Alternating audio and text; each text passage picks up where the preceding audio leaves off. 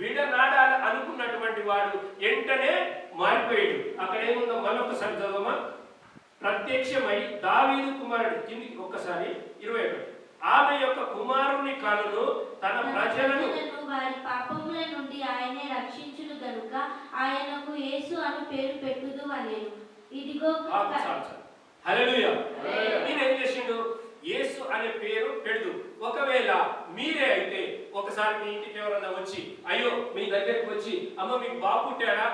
పెట్టాడండి, నాకు బాబు పుట్టాడు, ఆ బాబు బాగా ఉన్నాడు, ఎర్రగా ఉన్నాడు, ముద్దుగున్నాడు, బొద్దుగున్నాడు, చాలా బాగున్నాడు, అందంగా ఉన్నాడు, మరి మరి మీకు నేను గిఫ్ట్ ఇవ్వాలనుకుంటున్నా, మీకు గిఫ్ట్ తెచ్చిన అని చెప్పేసి ఆ గిఫ్ట్ లా ఒక బట్టలు, ఒక డ్రెస్, లేదా ఒక ఉంగరము, ఓ తులమో పొలమో తీసుకొని వచ్చేసి వెంటనే ఆమె ఇచ్చి, మరి నీ బాబుకు ఏం పేరు పెడదాం అనుకుంటున్నావు? ఏం పేరు పెడదాం అనుకుంటున్నావు?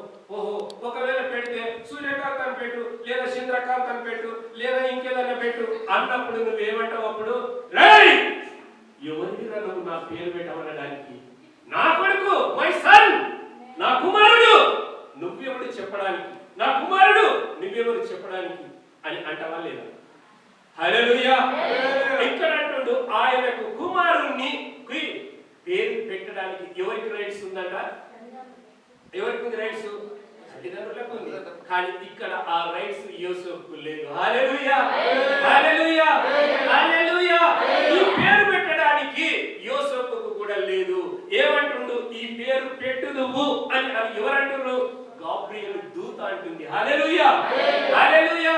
ఈ పేరు పెట్టడానికి, ఈ పేరును ప్రబోధ చేయడానికి ఎవరు చేయలేదు. తల్లి చేయలేదు, తండ్రి చేయలేదు, మరియ చేయలేదు, ప్రజలు చేయలేదు, ఇంకెవరు కూడా చేయలే.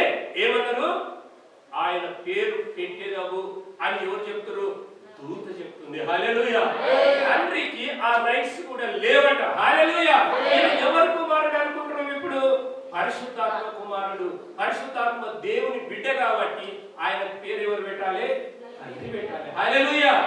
మీరు ఏ విధంగానైనా ఆలోచిస్తే ఈ రోజు నీ తండ్రికి ఆ అవకాశం ఉంటది కాబట్టి ఆయనే ఆ పేరును పెడతాడు. మరి జకర్యా దగ్గరికి వెళ్తే లూకాసు వార్తలో రాయబడినట్టుగా మనం ఒకసారి జకర్యా దగ్గరికి వెళ్ళి, ఎలిజబెతమ్మ గారి దగ్గరికి వెళ్ళి, మీ కుమారుడు పుట్టాను, మీ కుమారుడు పుట్టిండు, అమ్మ మీకు ఏం పేరు పెడదాము అని అన్నప్పుడు మరి మన వంశముల్లో ఎవరు లేరు. మన వంశముల్లో యోహాను అనేవాళ్ళు లేడు. యోహాను అనేటువంటి మన వంశములోనే లేడు, మన గోత్రములో లేడు, మన దాంట్లో ఎక్కడ లేడు. తన తరాలకు చూసినా, 10 తరాలకు చూసినా లేడే. నువ్వు ఎలా పెడదాం అనుకుంటున్నావు అన్నప్పుడు ఆయన పలక తీసుకున్నప్పటికీ జకర్యాకు నోరు మూసేసాడు దేవుడు. దూత నోరు మూసేసి ఆ పలక తీసుకొచ్చిండట. ఆ పలక మీద పేరు ఏమని రాసిండు? యోహాను అని రాసిండట. అప్పుడు నోరు తెలుసుకున్నాడు. హల్లెలూయా, హల్లెలూయా. ఈయన రాసినటువంటి వాడు ఆయన పుట్టగానే ఈయన ఎవరు? బాప్తిజం ఇచ్చే యోహాను. ఆయన కడుపున పుట్టింది ఎవరు? బాప్తిజం ఇచ్చే. ఈమెకు ఎవరు చెప్పారు? ఈ పేరు ఎవరు పెట్టారు? జకర్యా పెట్టాడు. హల్లెలూయా. ఎవరు చెప్పారు? దూత చెప్పింది. హల్లెలూయా. ఈ దూతనే మాట్లాడింది. ఆ జకర్యాతో మాట్లాడినప్పుడు ఈయన బయటికి చెప్తాడో ఏమో అని ఆయన నోరును మూసేపించి ఆ పలక మీద అక్షరము రాసిన వెంటనే ఆయన పేరును పలకగానే ఆయనకు నోరు వచ్చింది. హల్లెలూయా. కాబట్టి దేవుడు చెప్తుండు, ఈ రోజు మన కాడ ఉన్నటువంటి ఏ పరిస్థితిలో ఉన్నా యేషయా ప్రవచనం తీసుకొని ఆ దృష్టితోని చూస్తే, ఆ అర్థాన్ని చూస్తే, ఆ భావాన్ని చూస్తే అప్పుడు నీకు అర్థమవుతుందంట. హల్లెలూయా, హల్లెలూయా. కాబట్టి ఏమన్నాడు అప్పుడు? ఇంకా ఆమె గర్భవతి అయ్యి ఆయన కుమారుని కంటే ఆయనకు యేసు అనే పేరు పెట్టేదవు అన్నాడు. హల్లెలూయా. మరి ఈయనకు యేసు అనే పేరు పెట్టడానికి రైట్స్ ఇచ్చినటువంటి వాళ్ళు ఎవరు? దేవుడు. హల్లెలూయా, హల్లెలూయా.